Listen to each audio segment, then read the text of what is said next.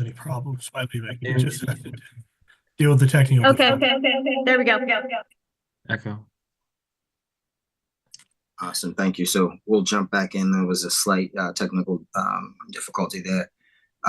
Next item on the agenda is approval of our amendments to the Housing and Human Welfare Committee amendments from, it says 317, but I'm assuming this is Approval of the agenda first. Mr. Chair, I'd like to make a motion to approve the agenda. I'll second that. All in favor? Aye. Aye. Aye. Excuse me. Next item on the agenda is now approval of the minutes. My apologies. Housing and Human Welfare Committee meetings from 3/17/25. Is there a motion to approve those minutes? So moved. Second. All those in favor? Aye. Aye. Aye. Next item on the agenda is O3324, appeals process for property development in Annapolis. Is there any comment on this before we make a motion to recommend favorably to the council? Alderman Shandemeyer. Yes, Mr. Chairman, thank you so much. This is a very exciting piece of legislation. This will be my third time hearing it in front of me. It's come in front of all three of my committees. So I'm very excited to finally get in front of the council as a whole. I don't know if we want to take a stand on the Rules Committee amendment. I do think it's appropriate just because with the information we got in Economic Matters on the definition of what a hearing is, I do think that would be appropriate for us to make an unfavorable recommendation on Amendment 1. Amendment 2 from Economic Matters is not posted, but we can discuss it so the public can know and take a favorable recommendation on that. And with that, I will yield the floor. Thank you for that. And so let's start with the amendment number 1, which is the Finlayson amendment on behalf of the Rules and City Government Committee. As it reads on page 6 and line 7, after insert or after the insert last, and it'll read, the Board of Appeals shall reach its decision within 40 days from the date of the last hearing. And I believe if I recall correctly, Director opposed the amendment, not its intentions, but opposed the amendment because by adding that, it further delays the Board of Appeals process, and it would extend. Well, he basically said that a hearing consists of one issue over several extended meetings, but the current way we do it is that we have multiple hearings for one issue, which prolongs the Board of Appeals process. And I'll allow the Alderman for Ward 5 to correct me or add any additional comment there as well.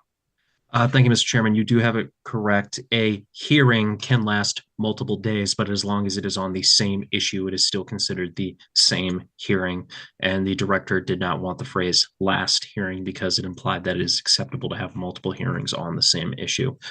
In rules, we did not have that explained to us as eloquently as we did during Economic Matters. And so while I was originally part of this amendment in the Rules Committee, having more information brought in front of us, I do think it is appropriate for us to make a negative recommendation on this. Alderman Huntley, do you have any questions on this front, sir? Yeah, I do. Thank you. Based on the conversations that you two have heard in Economic Matters and Rules, would it be, is there a reason that it would not be more appropriate to say last day of the hearing? So that exact motion, we're asked Director Jakubiak to come in on the actual, to get the best explanation as possible for that. But in a sense, the director explained how you don't make a decision before the hearing is complete. And there is nothing about this legislation that demands a decision be made before the hearing is complete. There is timeline set for when a hearing must start. there is not timeline set for when a hearing must be completed.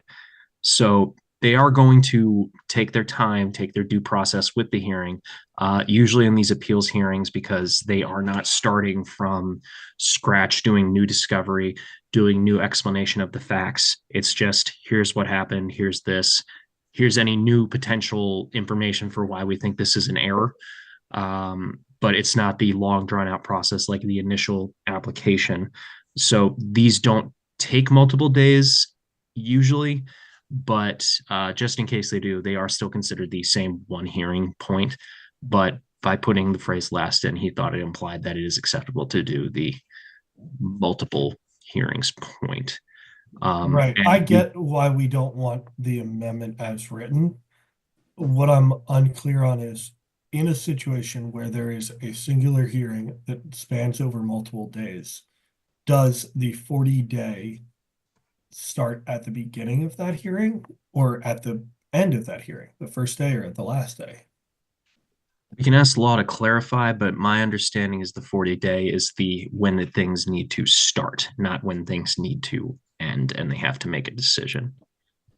No, but I'm saying, oh, okay. I see what you're So saying. I must hear the appeal within that 40 days, but I can hypothetically, if the hearing so goes this way, take my time in making my decision, hearing the facts, going through that process. So let's say hypothetically this hearing goes multiple days. That clock is not going on. That 40 days is not in process. Now, that said, I do think your question would be very good to ask Director Kubiak. We did ask him to come to the council meeting when we explained this legislation, because this is a complicated bill.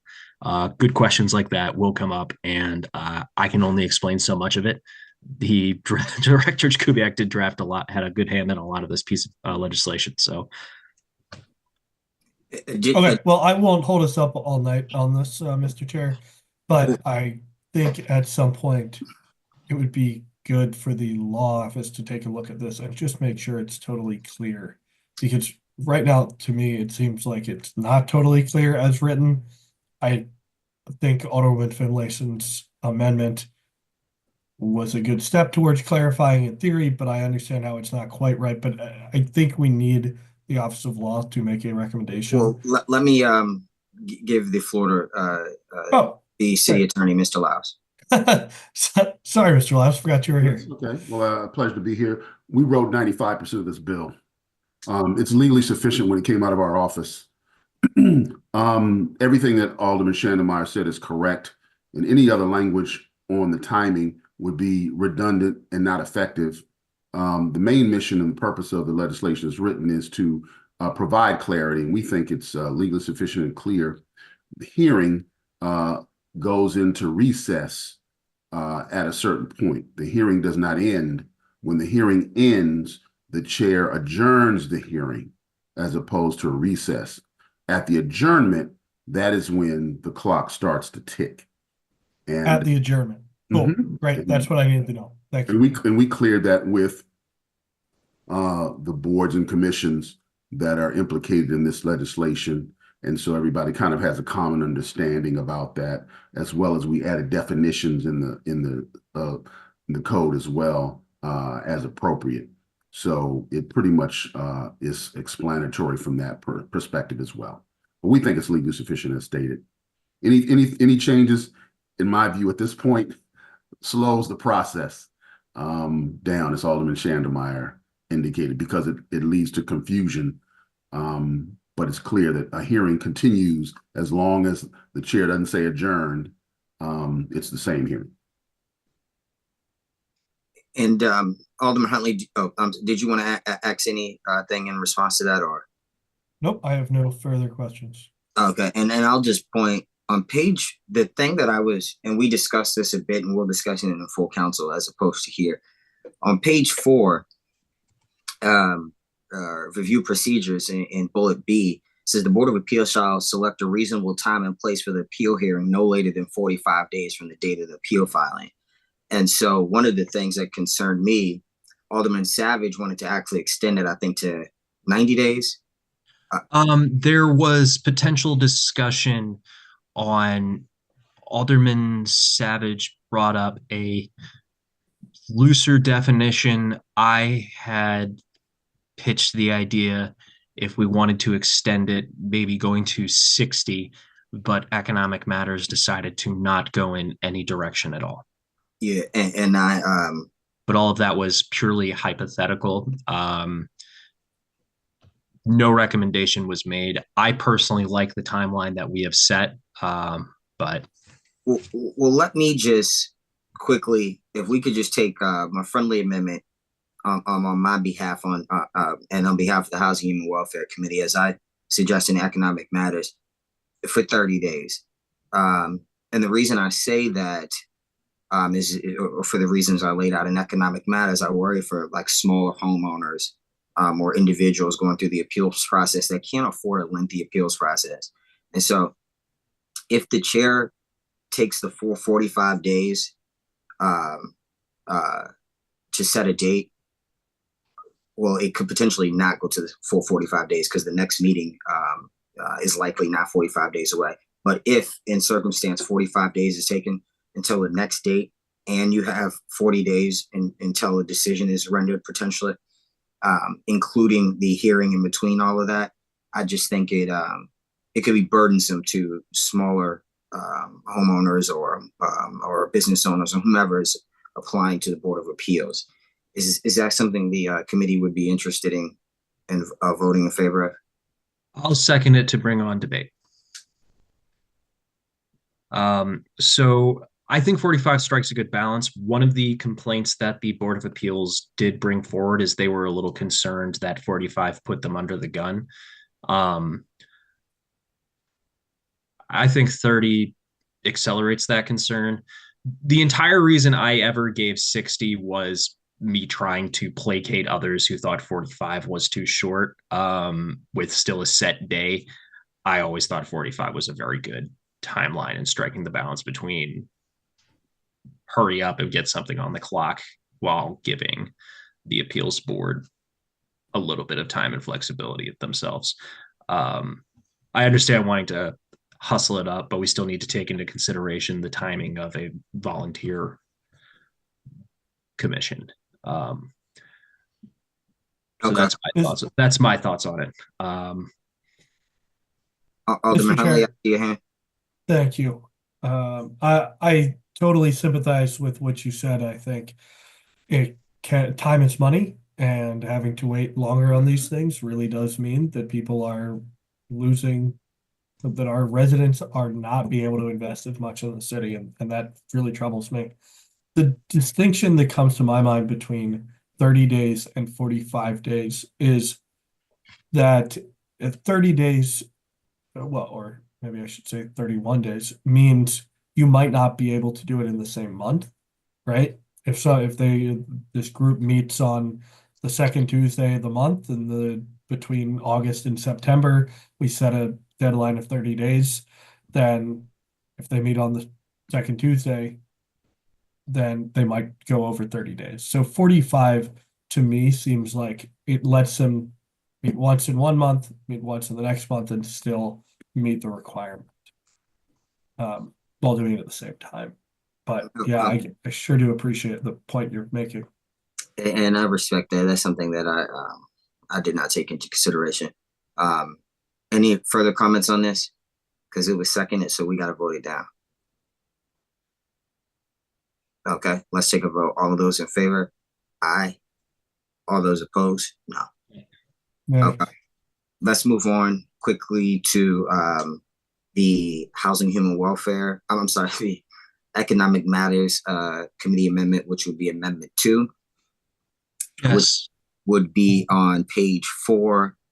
Line 17. I'm sorry, not line 17. It'd be page line 19. Yes, my apologies, Mr. Chair. No, you're fine. And it just removes Parties to the appeal shall be heard. Oh, it removes in person. And so instead of parties to the appeal shall be heard in person at the hearing, it says just parties to the appeal shall be heard at the hearing and shall not be required. We only did that because, there is a potential for the groups to meet virtually. And if I recall correctly, there was a complaint forged against one of our committees this year for incorrectly meeting or something like that as it related to a virtual meeting. And so just wanted to take that into consideration. I see Alderman Shandomai's hand. Thank you, Mr. Chair.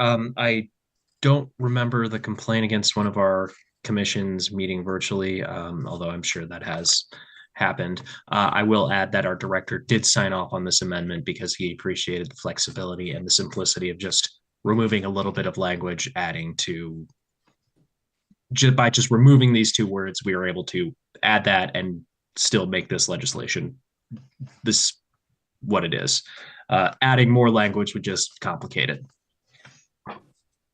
Okay, we're all good there, or we want to take anything else? All right, let's take a vote on, as it's not posted, but it is Amendment 2 from the Economic Matters Committee. All those in favor? Aye. Aye. Aye. Opposed? No. Oh, I'm sorry. Opposed? I'm not opposed. I don't know why I just said no. I was moving too fast. All right. Next item on our agenda. Oh, Mr. Chair, we need to make a favorable recommendation on the legislation as amended.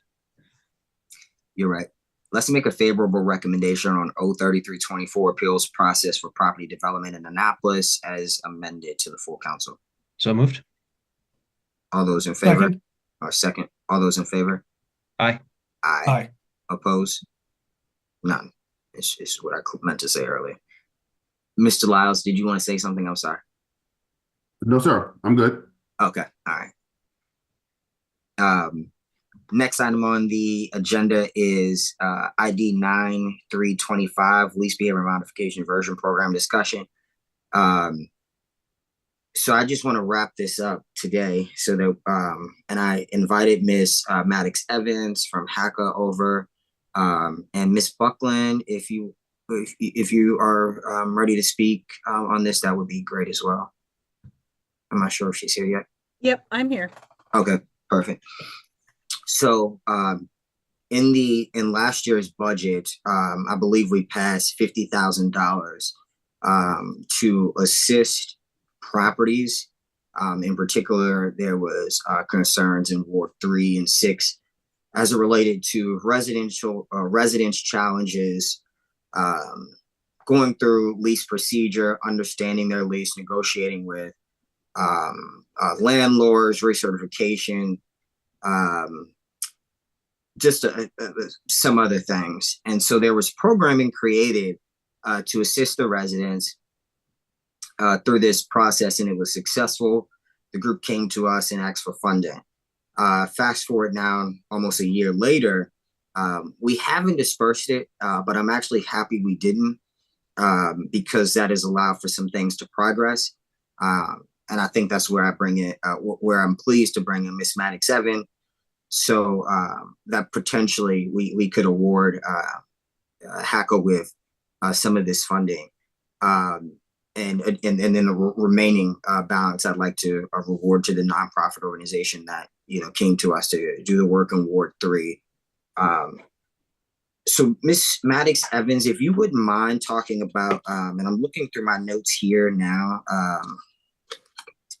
just so I can find that program that we discussed in the meeting. Was it Quantum or so related to the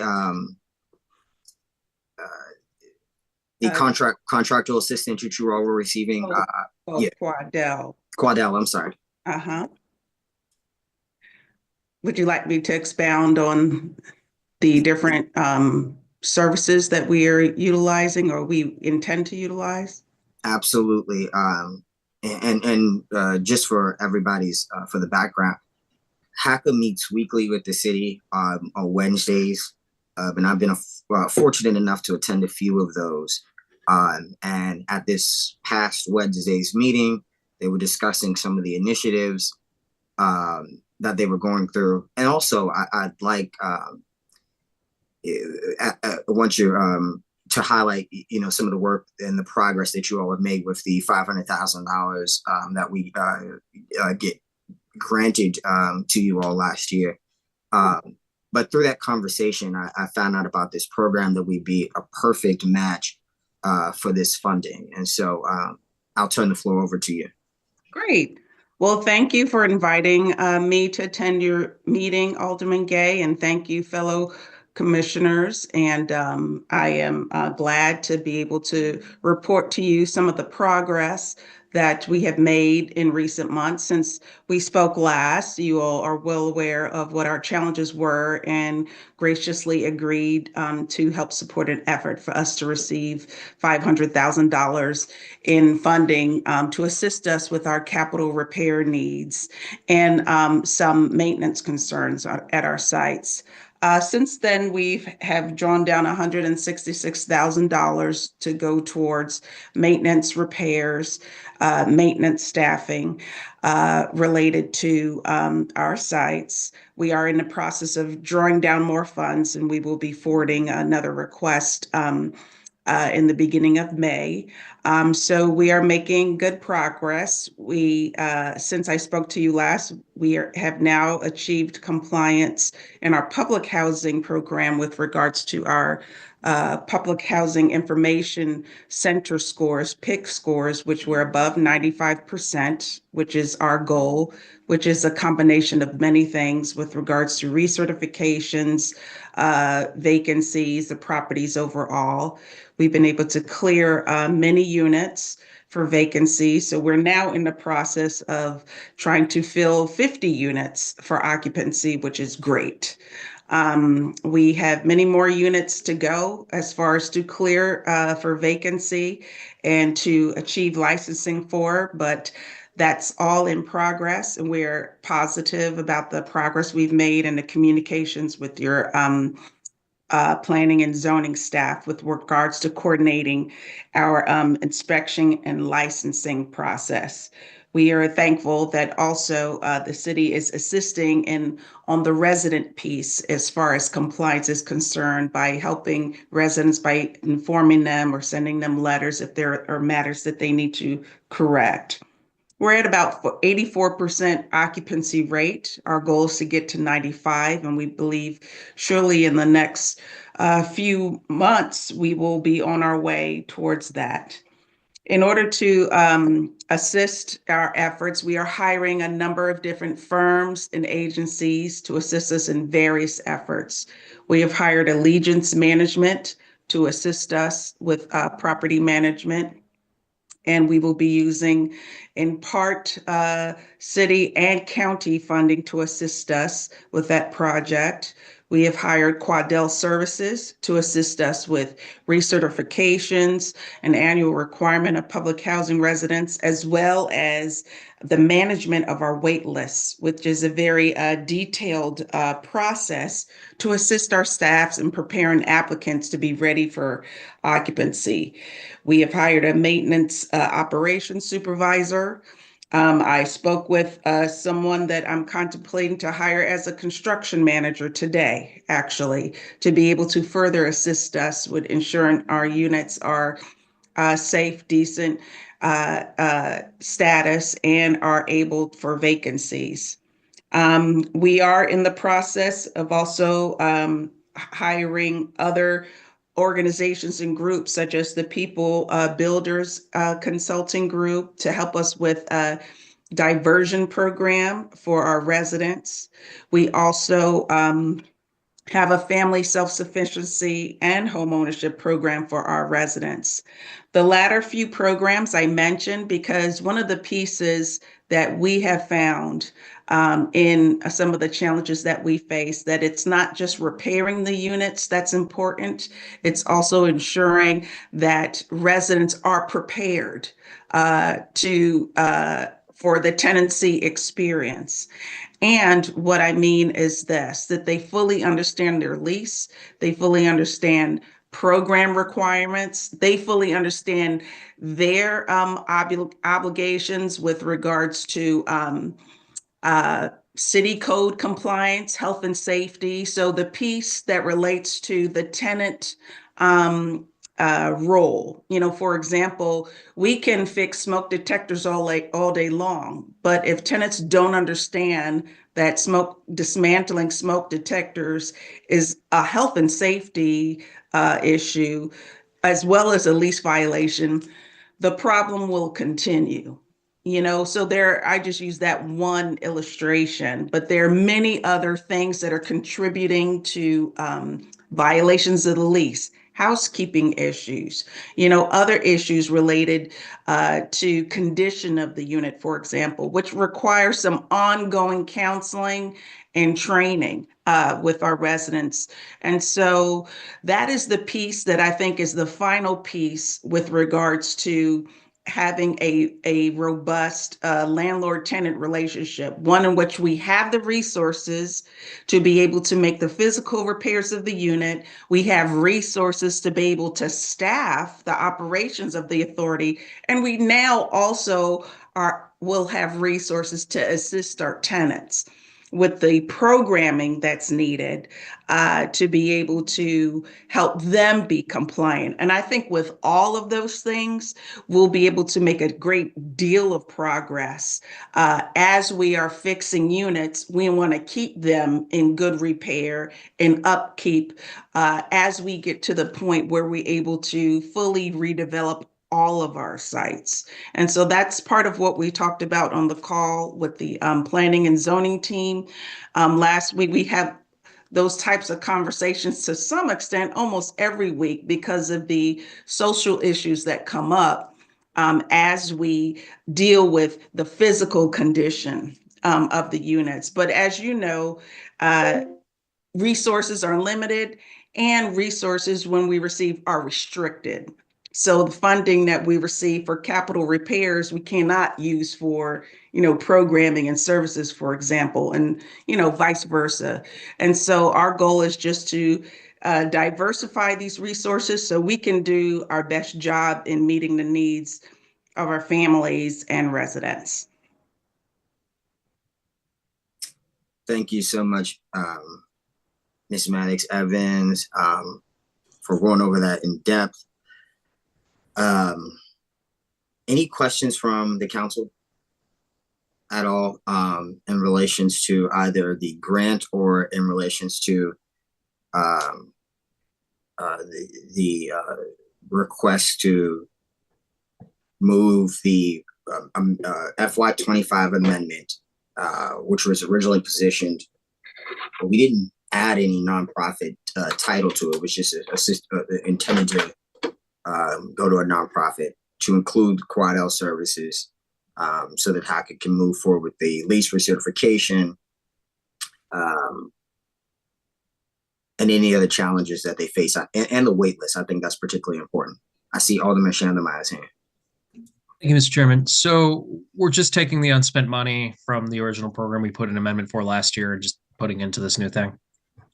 That is the plan. And Ms. Buckland, if you wouldn't mind, because when we did this for the funding that was supposed to go to the raises for, or it was originally intended for raises for the Office of Community Services staff. And then we decided to use it for career ladder programming for them, but we ran out of rental assistance money. So then we reprogrammed it for that. In this process and procedure,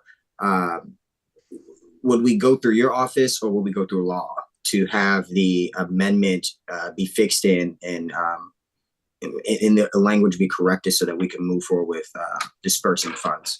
So my understanding, and please correct me if I'm wrong, is that this was going to be drawing from, there was $50,000 that council had voted on that ended up being put within the planning and zoning department's budget for housing. I think the title was like housing quality liaison, but it was this kind of idea, and I thought that was the pot of money we were drawing upon for this purpose.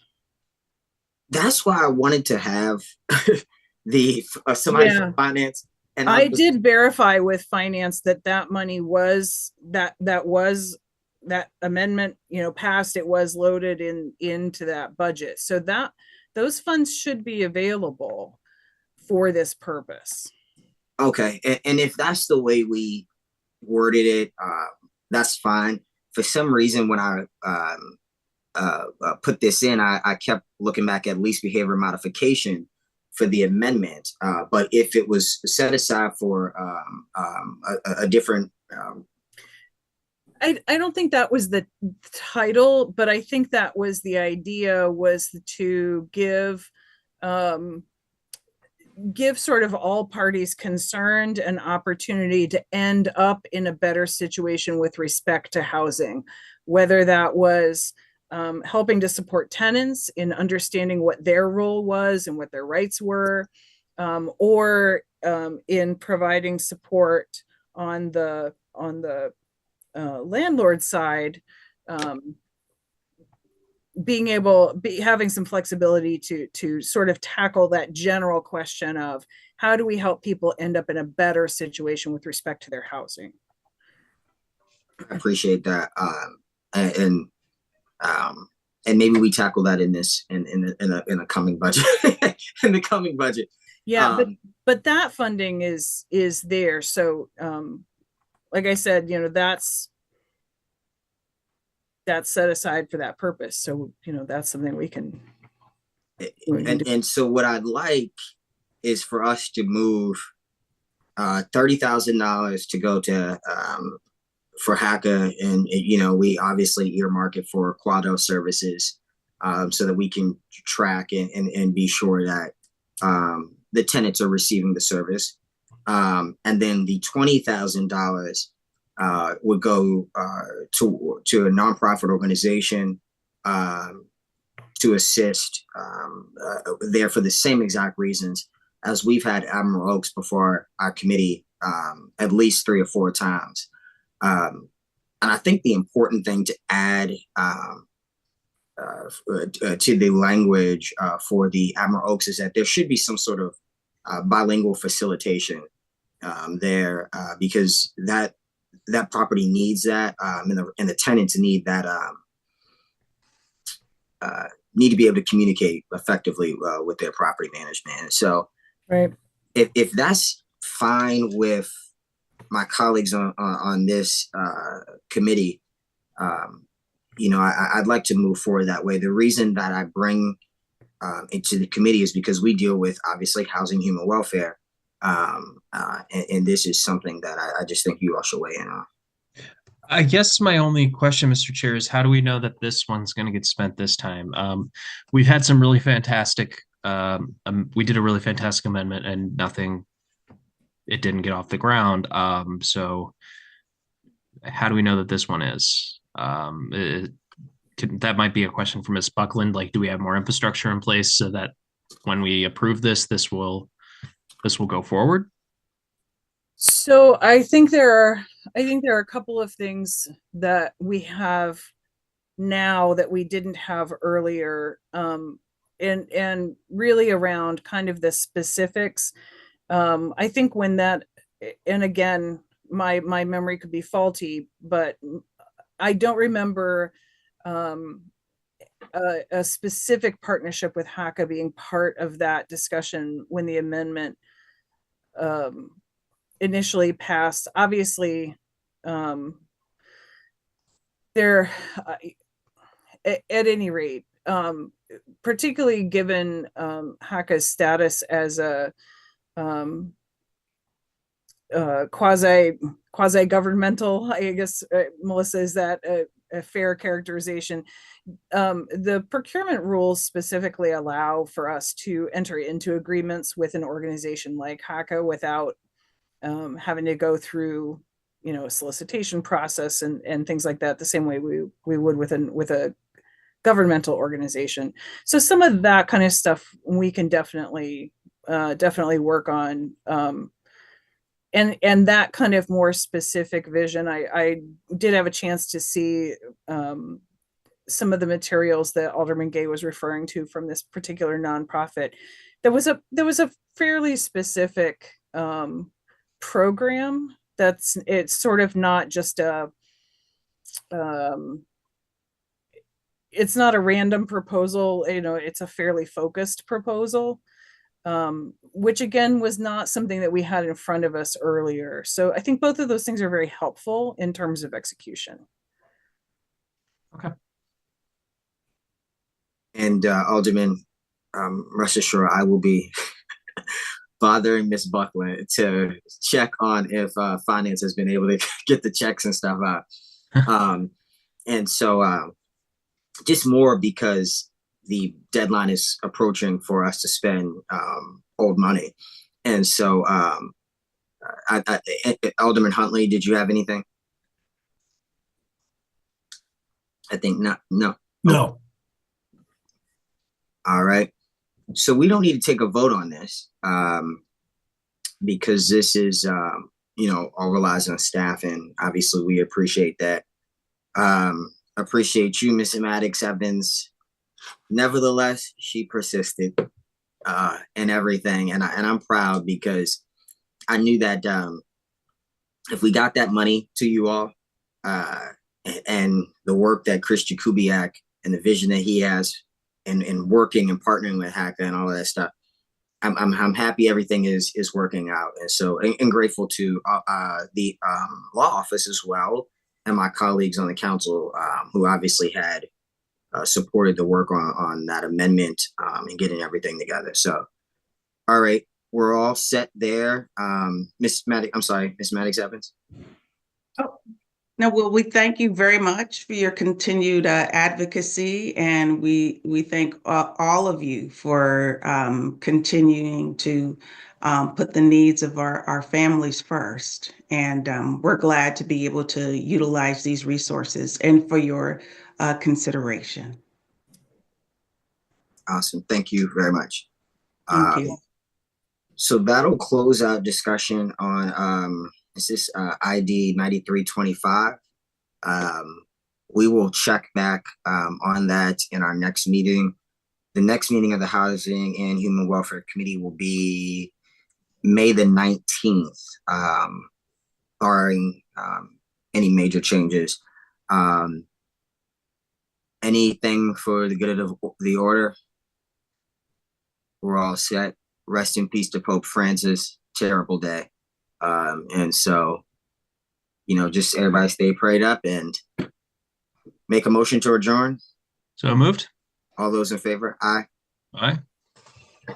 Thank you. See you all soon. Be safe. You